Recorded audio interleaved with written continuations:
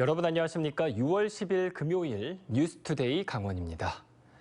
최근 강원도의 코로나19 확진자가 하루 평균 400명대로 줄어들고 있습니다. 그런데 접경 지역 시군에서는 크게 줄고 있지 않은 데다 확진자의 70% 이상이 군장병으로 드러났는데요. 이 때문에 접경지 지자체들은 지역 감염으로 이어지지 않을까 노심초사하고 있습니다. 강화길 기자가 보도합니다. 지난 6월 7일 기준 전국의 코로나19 확진자 수입니다. 인구 10만 명당 발생률을 살펴봤더니 강원도가 30명이 넘었습니다. 전국에서 유일합니다. 전국 평균보다 10명이 많습니다. 어쩌다 강원도가 코로나19 확진자 발생률이 전국에서 가장 높을까요? 이유는 군인에 있었습니다. 최근 일주일 새 강원도 확진자는 거의 4천 명에 가까운데 이 가운데 군인이 1,000명이 넘습니다. 전체 확진자의 28%에 달했습니다. 일주 전과 비교해도 일반 확진자는 확연히 줄고 있는 반면 군인 확진자는 줄지 않고 있습니다. 시군을 좁혀 군 장병이 많이 주둔하고 있는 접경 시군만을 따로 떼어서 봤습니다. 양구군을 빼고 4개 접경 지역의 확진자 가운데 군인 비율이 70%가 훨씬 넘었습니다. 국방부가 지난 4월 30일부터 병사 외박과 주말 외출을 허용하기 시작하면서 벌어진 일입니다.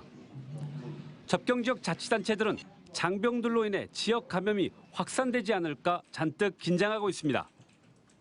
최근 들어 감염세가 유지되고 있는데 다만 군인들의 확산세는 좀처럼 줄지 않고 있습니다. 특히 일부 시군의 경우에는 오히려 늘어나는 경향이 있어서 군인들에 대한 예방에 대해서 예의주시하고 있습니다.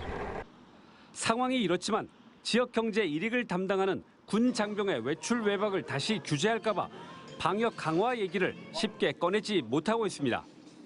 다만 예전처럼 지역 보건소에서 신병 입소나 휴가 외출 외박 병사들의 부대 복귀 시 PCR 검사를 할 수 있게 해달라고 정부에 건의하고 있습니다. 신병들이 이제 소집을 받고 거주 지역에서 신속항원이나 PCR을 하고 걸러져서 들어오면 좋은데 그게 안 되는 것 같아요. 중앙재난안전대책본부는 지난 5월 23일부터 입영 장정이나 휴가 복귀 장병은 위중증으로 이행이나 사망 위험이 낮다며 보건소 선별진료소 PCR 검사 대상에서 제외했습니다. MBC 뉴스 강화길입니다. 강원대학교의 한 교수가 학생들에게 소비자 운동의 일환이라면서 특정 쇼핑몰에 집단으로 악성 댓글을 남기도록 지시한 사실이 뒤늦게 밝혀졌습니다. 익명의 공익 제보로 사건이 수면 위로 드러나면서 대학 측은 징계 절차를 진행하고 있습니다. 김도균 기자가 취재했습니다. 강원대학교에 재직하는 교수가 운영하는 마스크팩 판매 인터넷 쇼핑몰. 지난해 11월 구매 후기에 악성 댓글이 달리기 시작했습니다. 겉으로 보기엔 단순한 댓글 같지만 소비자 운동을 가장한 악성 댓글입니다. 강원대 다른 단과대학에 근무하는 교수가 강의를 듣는 학생과 소속 학과 학생들에게 과장 광고를 하고 있다는 내용의 댓글을 직접 쓰거나 댓글에 대한 좋아요 추천을 누르라고 지시한 것입니다. 학생들이 남긴 댓글에는 기업이 상품에 대해 거짓말을 하고 있다거나 품질이 너무 떨어져서 다시 구매할 생각이 없다는 내용이 담겼습니다. 교수의 지시에 부담감을 느낀 일부 학생들은 교수가 단체와 개인 메신저를 통해 구체적인 상품 링크를 보내고 댓글 내용을 직접 첨삭해줬다고 주장하고 있습니다. 하지만 학과 규모가 워낙 작은 데다 졸업을 위해서는 교수의 수업을 필수적으로 들어야 하기 때문에 부당한 지시였지만 거부할 수 없었다고 말했습니다. 또 범죄자로 낙인 찍힐 수 있는 상황인데다 일이 드러나게 한 사람이 색출당할까 봐 무서운 감정을 느끼고 있다며 두려움을 드러내기도 했습니다. 해당 교수는 사실 확인을 요구한 기자에게 학생들에게 댓글을 달도록 지시한 적이 없다고 밝혔습니다. 저는 지시한 적 없어요. 그리고 조사위원회에서 그렇게 얘기했고요. 강원대는 인터넷 쇼핑몰을 운영하는 교수가 징계를 요구함에 따라 해당 교수에 대해 올해 봄 학기 출강을 제안했습니다. 또 익명의 제보자가 악성 댓글에 대해 밝히면서 지난 2월부터 실태 조사에 나서는 등 징계 절차에 착수해 조만간 해당 교수에게 징계를 통보할 예정입니다. MBC 뉴스 김도균입니다. 지난 3월 동해안 지역에서 동시다발적으로 대형 산불이 발생해 막대한 피해가 발생한 가운데 강릉 옥계와 동해 산불은 마을 주민의 방화가 그 원인으로 밝혀졌었는데요. 산불이 난 지 3개월 만에 열린 방화 피고인에 대한 1심에서 재판부가 중형을 선고했습니다. 이용 기자가 보도합니다. 지난 3월 4일 경북 울진에서 시작된 산불이 삼척까지 번진 가운데 다음 날인 5일에는 강릉 옥계에서 산불이 발생해 동해까지 번졌습니다. 건조한 기후 속에 강한 바람이 불어 진화에 어려움을 겪으면서 강릉 동해 산불은 90시간 만에 꺼졌습니다. 강릉과 동해에서만 축구장 면적의 5,000배가 넘는 4,200여 헥타르의 산림이 소실됐고 80여 채의 주택이 타는 등 390억 원 가량의 재산 피해가 발생했습니다. 강릉 옥계에서 시작된 이 산불은 주민의 방화가 원인으로 밝혀졌습니다. 마을 주민 60살 이모 씨가 부탄가스 토치를 이용해 남의 주택에 불을 지르면서 산불로 번진 것으로 드러났습니다. 결국 이 씨는 산림보호법 위반 등의 혐의로 구속 기소됐고 산불이 난 지 3개월이 지나 1심 선고가 열렸습니다.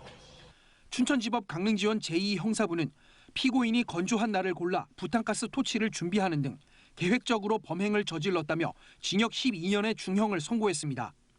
막대한 피해가 발생했고 피해 회복도 어려운 점을 고려했다며 이에 상응하는 엄중한 책임을 물어야 한다고 판시했습니다. 피고인이 당시 홀어머니와 남의 토지에 있는 무허가 주택에서 살다가 쫓겨날 처지에 놓여 억울한 마음에 불을 질렀다는 취지의 주장은 받아들여지지 않았습니다. 피해 망상 증세와 주민들에 대한 적대감을 가졌던 것으로 알려진 피고인은 중형을 선고받자 법정에서 불만이 섞인 말을 내뱉기도 했습니다. 한편 지난 2019년 신당의 전선 관리를 소홀히 해 강릉 옥계 산불을 낸 혐의로 이날 같은 법정에서 항소심 재판을 받은 김모 씨는 과실 입증이 충분하지 않다며 무죄를 선고받았습니다. MBC 뉴스 이용입니다. 시골 할머니 집을 찾은 7살 여자아이가 옆집에서 키우던 풍산개 5마리에게 공격을 당해 크게 다치는 일이 발생했습니다. 피해 가족은 미리 손녀가 놀러 온다고 개 주인에게 목줄을 채워달라고 요구했지만 개 주인은 요구를 무시했고 돌이킬 수 없는 일이 벌어졌습니다. 보도에 윤하은 기자입니다. 강원도 횡성군의 한적한 농촌마을. 지난달 8일 어버이날을 맞아 7살과 9살 손자 손녀들과 그 가족들이 할머니 집을 찾았습니다. 그런데 오후 6시쯤 마당에 갑자기 풍산개들이 나타났습니다. 윗집에서 내려온 개 5마리는 마당에서 놀고 있던 아이들을 덮쳤습니다. 9살 손자와 손녀는 달아났지만 7살 손녀는 도망치다가 넘어지고 말았습니다. 개 5마리는 넘어진 손녀를 집중적으로 공격했습니다. 7살 아이는 다리와 팔 등 12군데를 물려 큰 상처를 입었습니다. 5m쯤 떨어진 텃밭에서 어른들이 일하고 있었지만 손쓸 겨를이 없었습니다. 너무 충격적이고 진짜 피가 거꾸로 솟는 심정이었어요. 주위에 어른이 없던 것도 아니었어요. 그만큼 순식간에 일어난 일이라는 거죠. 옆집 개 주인은 밤에 나타나는 야생동물을 쫓겠다며 종종 풍산개들을 목줄을 채우지 않았습니다. 그래서 할머니는 미리 개 주인에게 손주들이 다녀갈 동안만이라도 목줄을 채워달라고 부탁했습니다. 하지만 견주는 이 요구를 무시했고 개를 풀어놓은 채 집을 비웠는데 개들이 옆집으로 넘어와 아이들을 공격한 겁니다.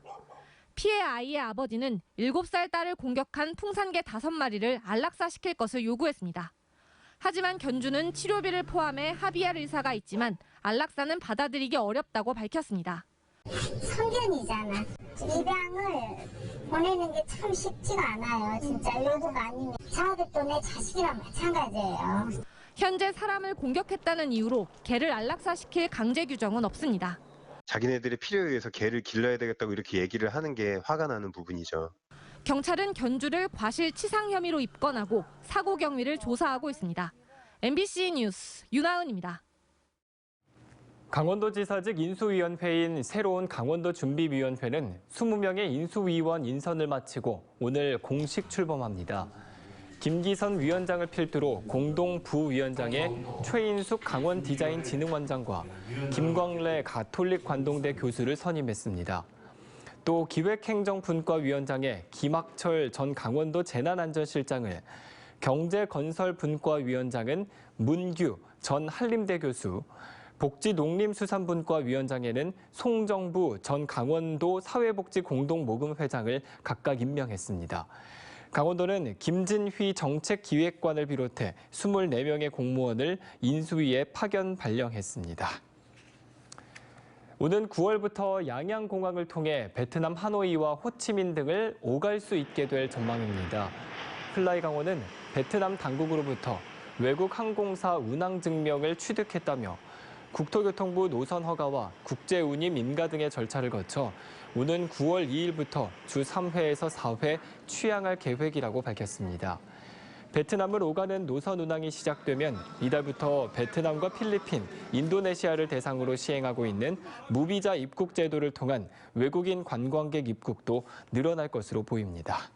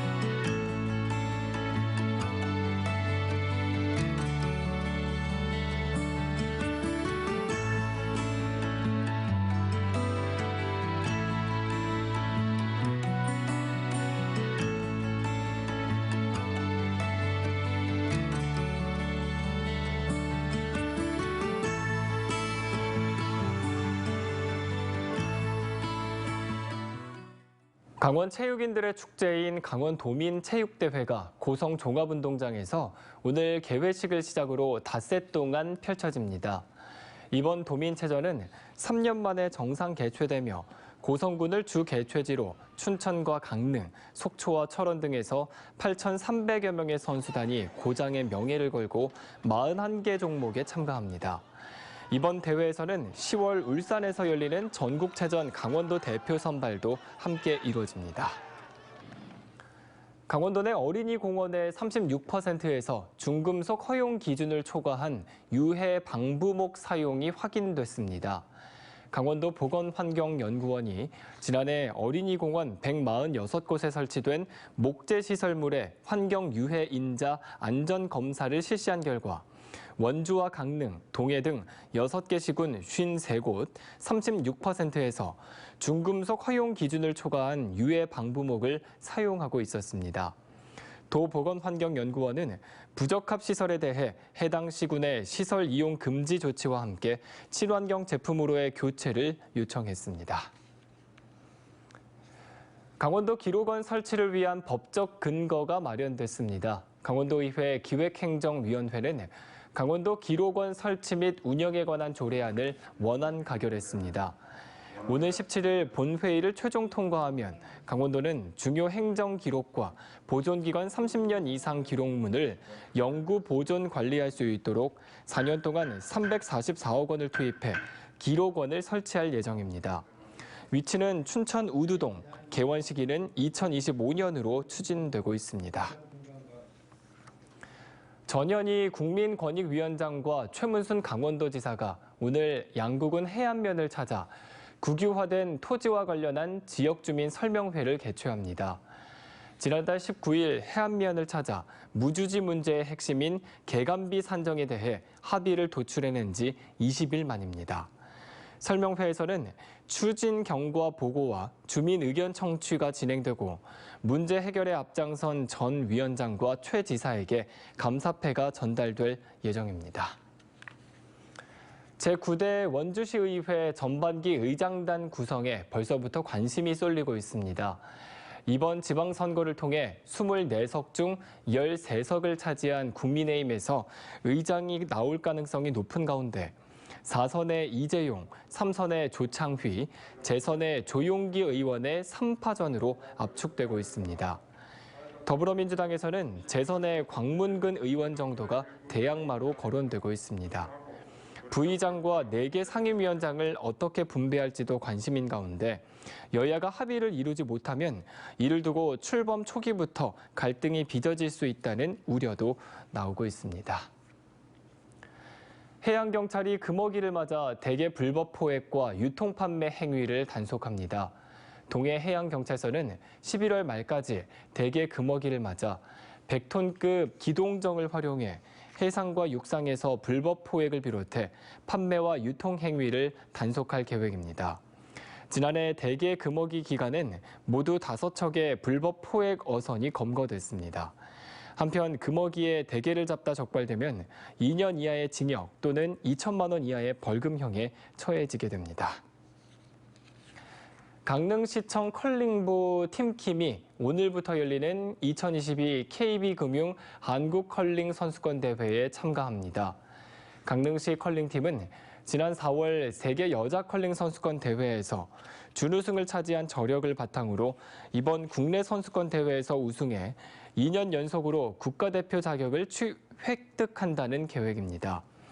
2021년 강릉시청에 입단한 팀킴은 동계 빙상 경기장을 활용한 대회 개최와 전지훈련 참가를 이끌어내는 한편 동계올림픽 도시로서의 강릉을 알리고 있습니다. 원주 의료기기 테크노밸리가 의료기기 창업 공모전 수상팀을 선정하고 지원 사업을 본격적으로 추진합니다. 대상은 회전복강 고압 에어로졸 항압 화학요법을 제출한 드림팩 주식회사가, 최우수상은 내시경 감염관리 시스템을 제출한 MTS가 수상했습니다. 수상팀에는 1년 동안 창업 보육 공간이 무상 제공되고 K-바이오헬스 지역센터 지원 사업을 통해 빠른 사업화를 위한 기술 지원과 마케팅 지원이 제공됩니다. 올해로 8번째를 맞는 의료기기 창업 공모전은 전국 예비 창업자와 의료기기 기업들을 대상으로 아이디어를 공모하고 산학연 전문가들의 심사를 거쳐 수상팀을 선정하고 있습니다. 강원도는 오늘 11일을 시작으로 연말까지 매주 토요일과 일요일마다 춘천 명동 뻔뻔한 놀이마당을 개최합니다. 뻔뻔한 놀이마당은 춘천 원도심 상권 활성화를 위해 강원도와 춘천시 상인회가 손을 맞잡은 프로젝트로 매 주말 춘천 명동과 지하상가 그리고 중앙시장, 육림고개, 브라운 5번가에서 펼치는 어린이 중심의 신나는 놀이판입니다. 주요 프로그램은 스탬프 투어, 길거리 노래방, 어린이 골든벨, 좀비 탈출 이벤트, 버스킹, 마임 공연, 마술, 명동 가왕 선발전, 그리고 명동 패션쇼 등입니다. 이상으로 뉴스투데이 강원을 마칩니다. 고맙습니다.